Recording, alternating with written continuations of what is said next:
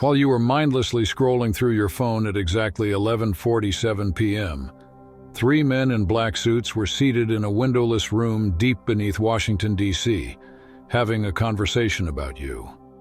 Not about politics, not about world leaders, about you. Picture it, an entire underground chamber buzzing with secrets, and right at the center of their discussion is your potential. The thought alone is almost comical, almost too absurd to believe. But this is real. This is the kind of irony that makes the shadows laugh until they shake. Because while you think you're just another anonymous face lost in the crowd, another sheep wandering with the herd, another faceless number buried in their endless system, they know the truth. And the truth is electrifying. Here's the part that would break your reality in half if you ever let it sink in. They know your name. Not the handle you crafted for your social media profiles. Not the number attached to your credit file. Not even the version of yourself you put on display for the world. No. The name they whisper is the one written in invisible ink across the fabric of your soul. The one that makes certain people deeply uncomfortable just to speak aloud. While you were double-tapping pictures of strangers' breakfasts or laughing at 30-second videos of people dancing like trained puppets, something extraordinary was happening in the unseen corridors of power. Something that, if you still carried unfiltered fire in your veins, would make your blood run cold. Those three men, faceless in their crisp black suits, are not people you'd remember if you passed them on the street. And yet they remember you. They sat around a table that has held more secrets than a priest's confessional, and in front of them, they opened a file. Your file. The one you didn't know existed. The one that's been quietly growing, thickening, becoming heavier with every choice, every suppressed word, every flash of brilliance you let slip into the air. This file has followed you since the very first moment you revealed a fraction of what you were capable of. But here's where it gets unsettling. They aren't afraid of what you've already done. Oh no, not at all. What keeps them awake at night, what makes them whisper behind sealed doors, is what you haven't done yet. You might believe you're broken. You might think you're damaged goods, too scarred, too fractured to matter. But that belief is the sweetest, most dangerous illusion of all. Because to them, you are not broken. You are a fully loaded weapon with the safety off, walking in a world that has forgotten the shape of true danger. They've been watching you closely, watching you pretend to be normal, watching you shrink yourself down just enough to fit into their carefully built illusion of society. And every single time you swallow your truth, every single time you dim your fire, every single time you make yourself smaller, just to keep others comfortable, they take notes. They write it down in that file because they know what you've been conditioned to forget. Once upon a time when you were younger, rawer, wilder, and infinitely more honest, you felt it. You knew you weren't here to blend in. You weren't designed to be average, and you certainly weren't created to be ordinary. Somewhere inside you, that fire still burns, waiting for the moment you stop hiding, stop bending, and finally remember who you really are. And trust me, the world is not ready for that moment. The most dangerous weapon in any war is never the one that roars the loudest, the one that flashes and screams its presence. No, the real weapon is the one that waits in silence, disguised as harmless. It's the one that's been lulled into believing it is ordinary, that it's just like everyone else. But no, you are not like everyone else. You are something far more unsettling, something that unnerves the keepers of the system because they can't quite predict what you'll become when you finally remember who you are. And at exactly 3 a.m., while the world was asleep, wrapped in its fragile little dreams of safety and security, your name crossed the desk of the president. A classified briefing, whispered in the shadows, about you. Your file isn't tucked into the category of national security threats. That would almost be an insult. No, yours is labeled national priority. Not because you're going to topple governments with weapons or armies, but because your very existence poses a threat to the entire carefully constructed house of cards they've spent generations building. That's the secret, the punchline of a joke that has been 20, 30, maybe even 40 years in the making. And here's the twist. You're not the audience of this grand performance. You're not even the comedian delivering the punchline. You are the chaos that makes the entire show possible. Without you, their narrative falls apart. And so they wait, patiently, with the kind of patience only those who are terrified can master, waiting for the moment you finally awaken to who you really are. That paper they handed your parents in the hospital, the birth certificate you thought defined your beginning, that was nothing more than a cover story, a placeholder, a lie designed to keep the illusion spinning smoothly, to let the world believe everything was neat, organized, and ordinary. But your real classification, the one etched into files buried deeper than state secrets, the one that has made hardened men in $1,000 suits break into cold sweats under fluorescent lights. That file is a masterpiece of terror. That file doesn't track your grades, your debts, or your online habits. It tracks something far more dangerous, your potential. You see, they've built a system. Twisted, brilliant, almost beautiful in its cruelty. Every single human being born is quietly given a number, not your social security digits, not your credit score, but something infinitely more personal, a probability rating.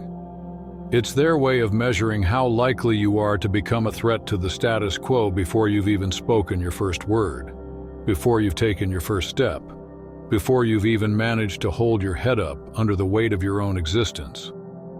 And then there was you. Oh, you magnificent, unpredictable time bomb. The day you entered the system, their pristine algorithm broke. The machine spat out your number, and somewhere in some sterile government facility with humming lights and security badges, a coffee cup shattered against a wall. Because your rating, the one they never wanted to see, the one they could never prepare for, was off the charts. Your probability rating didn't just mark you as a threat. It screamed that you were the maximum possible danger to the fragile illusion they call order. To their world, you are the worst-case scenario wrapped in human skin. They've been running damage control on you from the very beginning. Every teacher who told you to calm down, every parent who insisted you be realistic, every boss who conveniently passed you over for that promotion, every so-called friend who said you were too intense. None of that was coincidence. It was all part of the same quiet strategy, damage control. Because they knew what I know. They knew what you've forgotten. That inside the shell you've been conditioned to present as ordinary, there's something raw and uncontainable. Something that, if ever unleashed in its full force, could reduce their carefully built world to ashes just by existing unapologetically as yourself. You thought school was about education. Number school was about domestication. It was about conditioning you to sit in neat rows, raise your hand for permission, ask before you act, color inside the lines, and believe that normal meant safe while different meant dangerous. They gave you participation trophies to dull the thrill of victory, to convince you that excellence was irrelevant. They told you everyone's special not to empower you, but to make you forget that you actually are. They spoon-fed you endless lessons in humility, caution, and compliance until you shrank into a shadow of what you were meant to be. But here's the joke that keeps echoing in the darkness. You can domesticate a tiger, put it in a cage, train it to perform, even trick it into forgetting it's a predator, but you cannot change what it is at its core. And late at night, when the noise of the world dies down and everything is still, you feel it, don't you? That restless energy in your chest. That gnawing sensation that you're supposed to be somewhere else, doing something else, being someone else. You've been told it's anxiety. You've been told it's depression. You've been told it's a chemical imbalance that needs medicating. But deep down you know better. That isn't illness. That's your true nature clawing at the walls of its cage, demanding to be remembered. Your file says maximum threat. Do you know why? Because they know what happens when someone like you stops pretending to be someone like them. When you stop asking for permission. When you stop obeying rules that were never designed for your benefit. When you decide to expand instead of shrink, to roar instead of whisper. The entire house of cards they've stacked so carefully begins to tremble. And here's the part that's both terrifying and hilarious. You don't even have to destroy anything. You don't have to storm palaces or burn down systems. All you have to do is exist fully, authentically, unapologetically as yourself. Your very presence is the collapse of their illusion. This is the truth they've been hiding from you since birth. You are not broken, you are not ordinary, you are not one of the crowd. You are the chaos they've been desperately trying to contain, the wild card they've been trying to erase from the deck. And the longer you hide, the longer you suppress, the more they laugh behind closed doors. But the second you step into who you really are, their entire empire begins to shake. And now, look at what they've built to keep you asleep. Do you really think Netflix became a billion-dollar empire by accident? Do you really believe social media was designed just for connection and entertainment? These aren't distractions. They're sedatives. They're the lullabies sung by an empire desperate to keep you pacified. And this is where it gets knee-slapping, chest-achingly hilarious. Because the more they try to drug you with screens, the closer you come to remembering that you were never meant to be numb in the first place. You think you're relaxing when you binge-watch yet another season of, what's it called again? Doesn't matter. They're all the same drug, just dressed in different packaging. You tell yourself it's harmless, that it's just entertainment, but deep down you know. You think you're connecting when you scroll endlessly through highlight reels of people you barely know, double-tapping their polished fake smiles while your own life ticks away in the background. And here's the punchline, the one that makes some people laugh until they cry, or cry until they laugh. Truth is, I can't even tell the difference anymore, because this didn't just happen. It wasn't an accident. It wasn't some happy corporate coincidence that Netflix became a billion-dollar sedation empire. It wasn't chance that those algorithms started whispering, just one more episode. That sensation isn't entertainment, it's engineered. Pharmaceutical-grade distraction coded into pixels and sound bites. And your phone, it doesn't connect you to the world. It disconnects you from yourself. Every ping, every buzz, every flashing notification is a leash tugging at your soul, a signal calling you back to the kennel. Every casual scroll through endless feeds isn't innocent. It's another brick in the invisible wall they've been building around your potential. And here's the brutal truth. You're not addicted to your phone. You, my beautiful, tragic, powerful creature, you're addicted to running. Running from what? From the voice in your head that whispers, "You're meant for more than this." Running from the dreams that once kept you awake at night. Running from the ambitions that used to make your pulse quicken. Running from the version of yourself that stares back at you in the mirror at 3 a.m. and silently asks, "What happened to us?" They gave you endless entertainment so you'd never grow bored enough to actually think. They gave you infinite scrolls so you'd never hit bottom and be forced to face silence. They drowned you in constant noise so you'd never have to hear your own thoughts screaming at you. Wake up. Every hour you spend consuming someone else's life is an hour stolen from creating your own. Every minute lost in dopamine loops of likes, reels, and clips is a minute your real self withers a little more.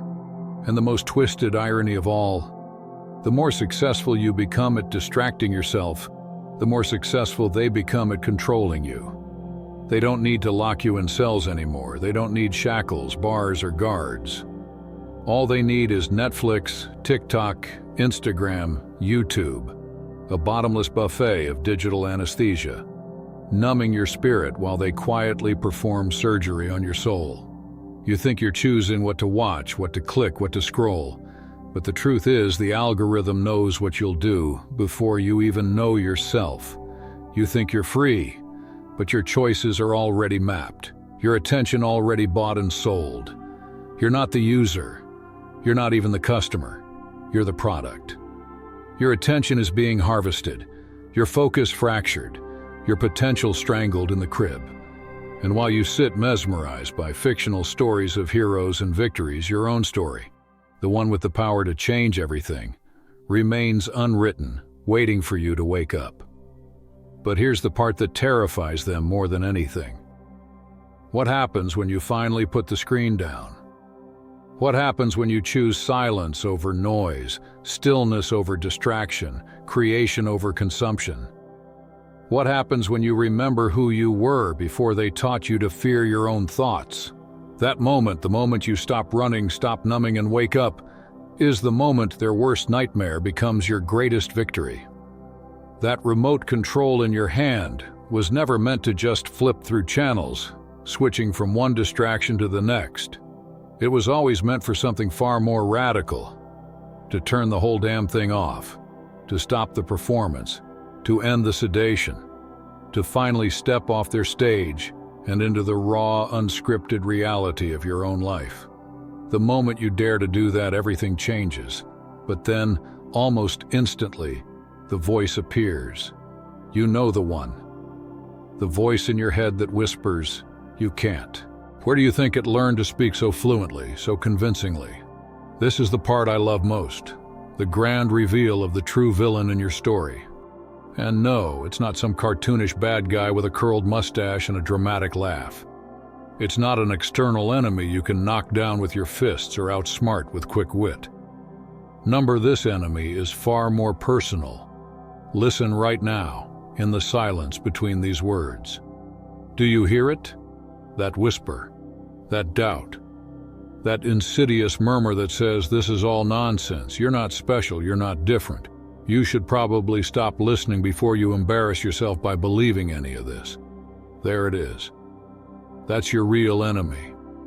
The parasite that's been living rent-free in your mind for years, maybe decades, perhaps for your entire life. And here's the bitter joke that makes people laugh, cry, or both when they finally understand it. That voice, the one that sounds so much like you, the one that knows all your fears and weaknesses, it's not actually you. It's a parasite.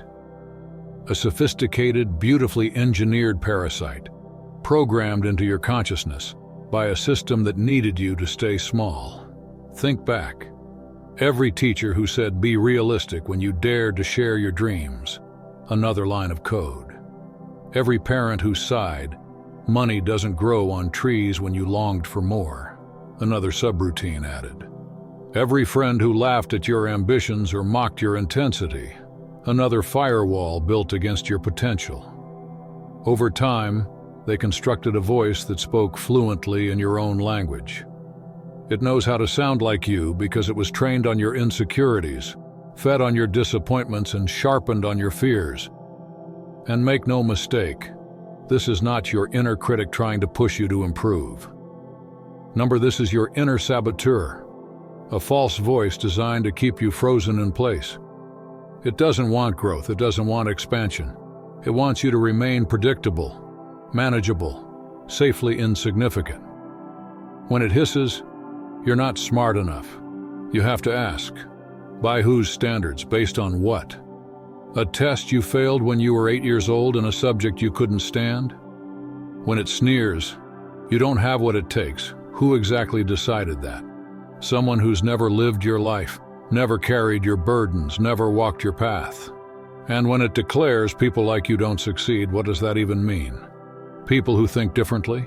People who see the world with their own eyes instead of peering through hand-me-down lenses?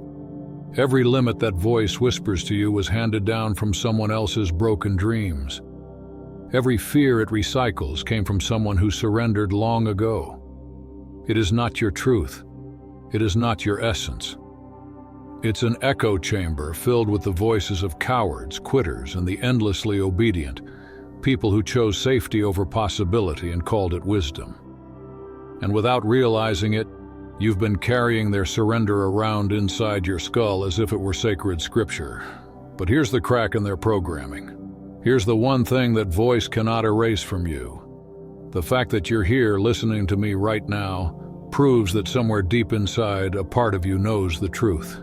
That voice is lying. And you, no matter how long you've been tricked into believing otherwise, were never meant to live as its prisoner. The voice, you already know it. Somewhere deep inside, beyond all the layers of conditioning and noise, you feel it pulsing like a hidden frequency. You know you're capable of more. You know you're not built for the average treadmill life, moving in circles until the clock runs out. You know settling for ordinary isn't safety, it's death in slow motion. Every time you've ignored that tug in your chest, every time you've silenced that inner fire to fit in, you've felt the cost. And now you understand. The real battlefield isn't out there in politics or headlines. The war has always been waged in here, in your head. Between the version of you that remembers what you're meant to be and the version they've spent years convincing you to settle for, and that voice inside, the one that has whispered your fears back to you until you mistook it for your own thoughts, that's the saboteur. And right now, it's trembling. It's scared, because every word you're hearing right now is rewiring your brain.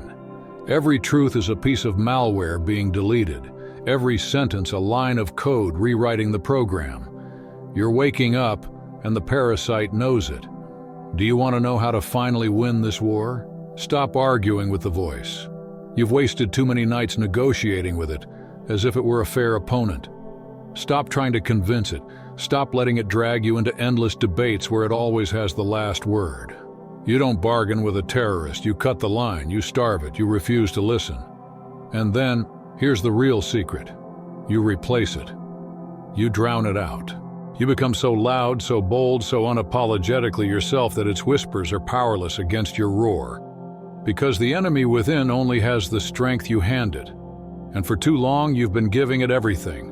Your focus, your faith, your belief. It's time to take it back. It's time to evict the parasite and reclaim your mind. Time to stop apologizing for the size of your fire. Time to remember what was written inside you before the world tried to overwrite it.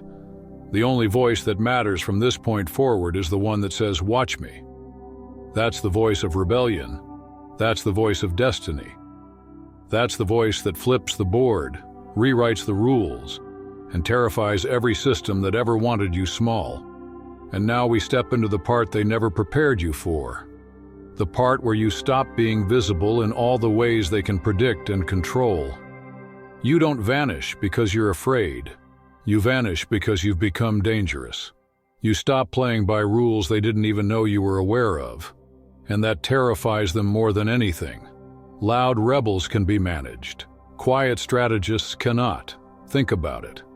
Everyone around you is still performing in the circus, posting their breakfast, their weekend plans, their curated smiles. They bear their lives in public like offerings to the altar of digital approval. And you're going to do something they can't compute. You're going to shut up. Yes, it sounds simple. Too simple. But silence, my beautiful little chaos agent, is not empty. Silence is loading. Every move you don't announce is a move they can't intercept. Every plan you don't post is a plan they can't sabotage. Every dream you keep burning quietly in your chest is a dream that can't be mocked, ridiculed, or suffocated by their mediocrity. You've lived like an open book, with every page exposed, vulnerable to be judged, ripped, or rewritten by other people. But the most dangerous stories, the ones that change history, are always the ones written in invisible ink. Stop asking for permission. Stop begging for validation. Stop broadcasting your intentions like a politician begging for votes in a system you don't even believe in. The most dangerous person in any room is never the loudest. It's the one sitting silently in the corner, observing, calculating, while the rest perform their shallow theater for applause. You're about to become something infinitely more powerful than noise. You're about to become a mystery. And do you know what happens when you stop explaining yourself? People start wondering. Do you know what happens when you stop seeking approval? People start seeking yours. And do you know what happens when you disappear from their radar? moving in silence while everyone else shouts into the void. Suddenly you become the center of their attention, the ghost in the system they can't track, the anomaly they can't predict, the variable they can't control. That's the moment you stop being just another player in their game.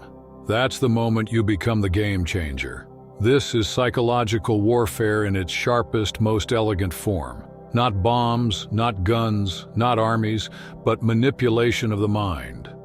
While they twirl and spin for invisible audiences, desperately begging for digital validation from people whose opinions wouldn't even matter if they were the last human beings left alive, you will no longer play that game. You will become untouchable, unreadable, unpredictable, unavailable for their armchair diagnoses and shallow judgments. You've been conditioned to share everything, to overshare, to confess your plans, to broadcast your struggles, to announce your victories. But here's the truth. No one needs to know your plans. Most wouldn't understand them, and many would sabotage them if they could. No one needs to carry your struggles, especially those who couldn't help even if they wanted to. And your victories, they don't need applause. Let the world discover them only when it's already too late to stop you. By then, the game will be over. The checkmate sealed, the crown already resting on your head. Move in silence, execute in shadows, operate unseen, reveal only when it no longer matters, when the outcome is irreversible, when your success is undeniable. This is not secrecy born of fear. This is strategy born of power. Ghost Protocol. Real power isn't loud. It isn't desperate. It doesn't scream, "Look at me." Real power is quiet. It moves without witnesses. It transforms without announcements. It is the person who doesn't say, "I'm working on myself," but one day reappears, unrecognizable, unstoppable, already transformed while everyone else is still talking about changing. Real power is the one who vanishes from the group chat, only to return not with excuses but with an empire. Real power is the mystery that makes people whisper in confusion, "What happened to them? They used to be so ordinary." Ghost Protocol isn't hiding, it isn't running, it isn't fear, it's control, it's patience. It's the discipline of becoming invisible long enough for your moves to take root, grow strong, and become unstoppable. It's hiding your strategy until checkmate is inevitable. It's about being so immersed in your own transformation that you forget about the audience altogether, because you finally see the truth. They were never really watching you anyway. Stop being the circus act. Stop being the open book. Stop being the predictable character in someone else's boring little narrative. Become the twist in the story. Become the anomaly they never prepared for. Become the silence that unsettles them, the mystery that keeps them awake at night. While they broadcast their lives like cheap theater, you'll be busy building yours like an empire. While they chase applause, you'll chase legacy. Welcome to Ghost Protocol. Population. You. Time to disappear from their stage and reappear as someone unforgettable. And here's what they never understood. Every scar you carry, every wound that never healed clean, every betrayal you've endured, those weren't punishments. Those were promotions. Proof that you were being tempered, forged, sharpened while others wasted their lives in comfort. Unbreakable. While they lived in safe little bubbles, insulated by routine and comfort, you were in the fire. While they played with toy problems, you wrestled with survival. While they measured their worth in likes and trophies, you measured yours in endurance and scars. In the ability to keep breathing when giving up would have been easier. Every rejection that crushed them became your training ground. Every closed door became a lesson. Every failure rewired you into someone stronger, sharper, harder to kill. And you still think you're broken? Foolish. Every crack, every wound, every scar. They're not proof of weakness.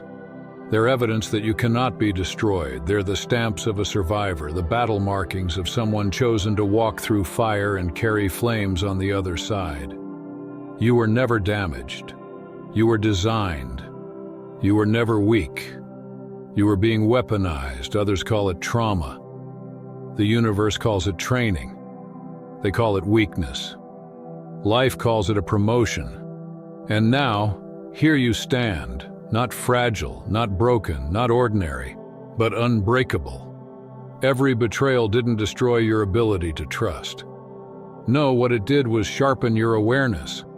It taught you that blind trust is a luxury, and real trust must be earned. It showed you that the only person you can fully, absolutely, unshakably rely on is the one staring back at you in the mirror. Every failure didn't prove you were unworthy. It proved that you had the courage to step into the arena when everyone else stayed on the sidelines, afraid to even begin. And failure for you wasn't the end. It was the first draft of victory. Think about carbon. On the surface, it looks plain, unremarkable, fragile even. But when it's subjected to relentless pressure and searing heat for millions of years, it transforms into a diamond, the hardest, most brilliant substance on Earth. That's you. You've been under pressure your entire life. You've been tested, crushed, refined, reshaped. While others were handed participation trophies for simply showing up, you were forced to earn every ounce of recognition through scars, sweat, and suffering. While they were told they were special just for existing, you had to prove your worth in blood and tears deep enough to drown whole oceans. That depression you fought through, that was training. That anxiety you battled, training. The abuse you endured, the poverty you clawed your way out of, the rejection that almost convinced you to quit. Training. Every so-called setback wasn't punishment, it was preparation. Every painful season was boot camp for the moment you're stepping into now. Phoenix. This is the moment when it all clicks, when you finally see that everything that tried to break you was actually building you, that the fires you thought would consume you were the very flames refining you into something indestructible. You've been to hell and back so many times you know the path by heart. And each time you didn't come back weaker. You came back stronger, sharper, more dangerous. You know what real resilience feels like. You've lived it. Every tear you cried in the darkness wasn't weakness. It was acid, dissolving illusions. Every sleepless night wasn't torment. It was a midnight classroom, keeping you awake to truths most people never learn. Every time you wanted to quit but didn't, you were building muscles invisible to the eye but impossible to deny. Muscles of spirit, muscles of will, muscles that are now strong enough to carry the weight of the destiny calling your name. They tried to break you with rejection, but rejection only taught you self-reliance.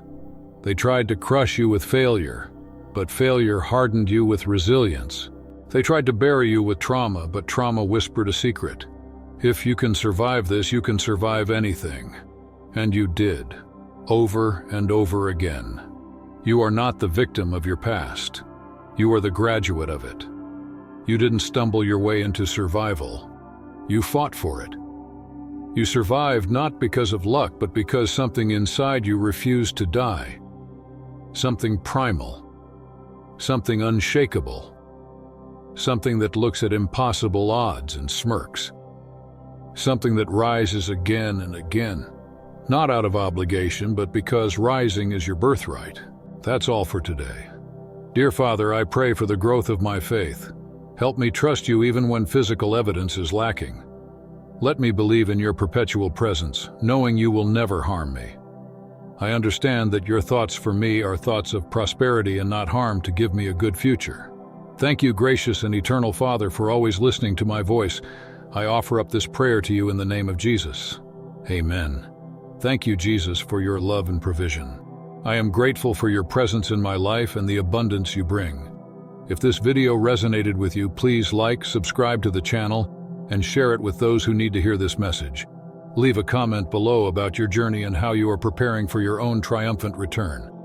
If you'd like to support our work, please consider contributing through Buy Me a Coffee.